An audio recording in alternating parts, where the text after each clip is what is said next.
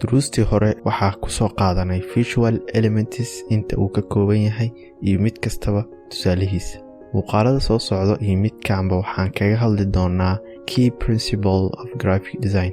waxa ayna kala yihiin contrast, hierarchy, alignment, balance, proximity, repetition, simplicity iyo function.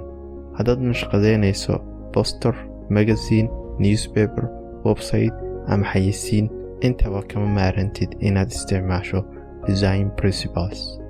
muuqaalkan waxaa uga hadlaynaa qodobka koowaad ee design principles ee ah contrast. contrast waa markii hal iyo laba wax ka badan oo elements ah ama composition ah ay kala duwan yihiin. designka markaa joogno waxaa isticmaalaynaa contrast oo aan ugu talagalnay inaan ugu yeelno designkeena mid qurxan. tusaalahan ila arag, markaa fiiriso isaga ayaa isku kaa sharxayo. waxa uuna ku leeyahay waxaan ahay shape circle ah, yani uma baahnid wax kale sharxaad ah. waxaa leenahay contrast. tusaalahan kale waxaa ka arki karnaa shape yar kaas oo ka yar midkii hore kana fog midkaas ayaa leenahay waa contrast. tusaalahan kale ila eg, markaa waxaan haysanaa circle oo la eg kii koowaad ee yaalay laakiin mid madow sidoo kalena kasii madow kii hore ayaa meesha noo yaal. contrast line designkaaga waa waxba kama jiraan ama wax badan oo buuran ma muujinayo, sababtoo ah indhaheena ayaa soo jiidasho u yihiin. sawirkan bal ila eg waa dhowr tusaale oo contrast ah.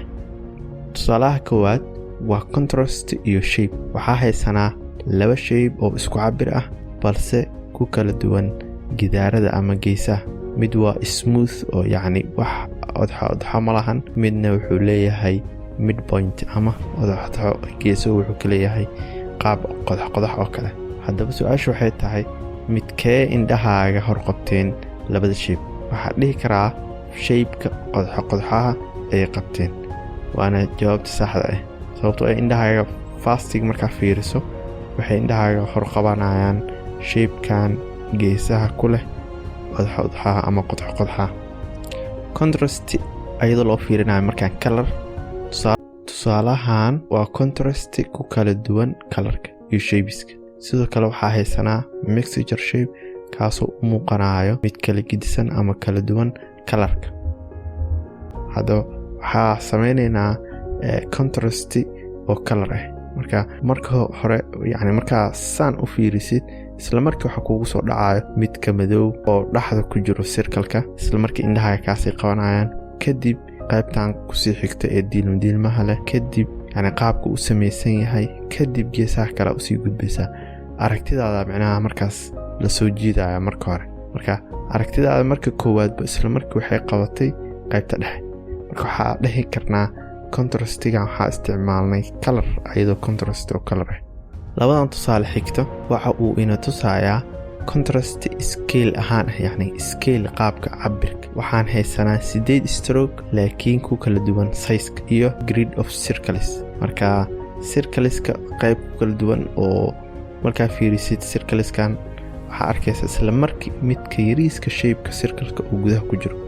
qaybta kale oo ayadana stroke waxaa arki karnaa sida jaranjar oo kale midba midka kale uu ku xigo. kor hadda kasoo fiirisidna waxaa u fahmaysaa midba midka kale inuu sii milmaayo, yani uu sii dhammaanayo kale ilaa ugu dambeyn midka u dambeeyo uu eber noqdo wax u eg. tusaalahan kale waa contrast loo isticmaalay layout. qaybta sare haddaa eegno waxaa ka arki karnaa in laisku hagaajiyey oo qaab layout saxan loo sameeyey. qaybta hoosena waxaa ka arki karnaa iyadoo laisku dhex yaaciyey oo si random ah loo daadiyey, aana wax layout lahayn. marka isla markii waxay arkayaan indhahaaga waxaa habaysan oo diyaarsan isku toosan. contrast type yani far ahaan contrastiga markaan loo isticmaalay, contrastiga inta badan waxaa loo isticmaalaa hierarchy, yani hab kala saraysiina loo isticmaalaa. waxaa jira habab oo loo isticmaali karo contrast sida typograph, alignment, typeface, type size, color iyo weight. hadda waxaana horyaala waraaq yar ay ku qoran tahay qoraal. waraaqda markaa fiirisid alignmentigeeda way kala duwan yihiin qaybta sare iyo qaybta hoose. farta loo isticmaalay sidoo kale. marka markasta contrastiga waxay ku xiran tahay qaabka adiga ay u kala muhiimsan yahay, yani fariinta aad rabtid inaad gudbiso qaabka ay u kala muhiimsan yihiin adaa yaqaan markasta. marka waxaa la rabaa contrastiga inaad u isticmaasho. tusaalaha xiga, contrastiga waxaa loo isticmaalaa qaab color ah. yani aragtideena koowaadba waxay arkaysaa qoraal meesha ku daadsan far madow ku qoran iyo qoraalka hoose, kadib textiga qaybta dambe ee backgroundka camal ah ee daciifka ah gadaal dambe ka arkayna, laakiin marka hore isla marka waxaa arkayna farta madow ee meesha ku daadsan iyo labada sare iyo qaybta hoose oo madowda ah, kadib waxaa indhaheena sii arkayaan qaybaha daciifka ah. tusaalaha xiga waxaa haysanaa contrastiga oo markaan loo isticmaalay qaab alignment kaasoo ku kala gedisan size-ka ama weight-ka.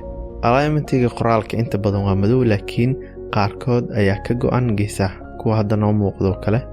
tusaalaha xiga, contrastiga waxaa loo isticmaalay color.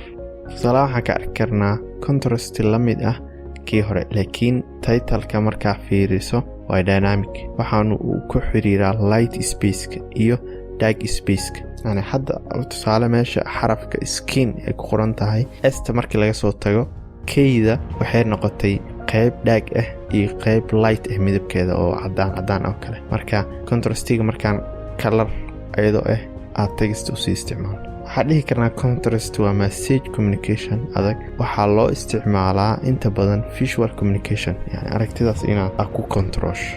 tusaalaha xiga waxaa ka arki karnaa signs ama calaamadaha oo wadooyinka ama xarumaha caafimaadka ama xarumaha kale inta badan loo isticmaalo. waxaa arki karnaa calaamadan in loo isticmaalay lagana dhigay boldy. fariimaha la gudbinayo contrastigan waxaa kale oo aan u isticmaalnay color si loo kala sareysiiyo sida ay u kala muhiimsan yihiin, yani qaab colora loo isticmaalo. hadda mid kasta waxaa ku jiro color tiq ah oo madow ah.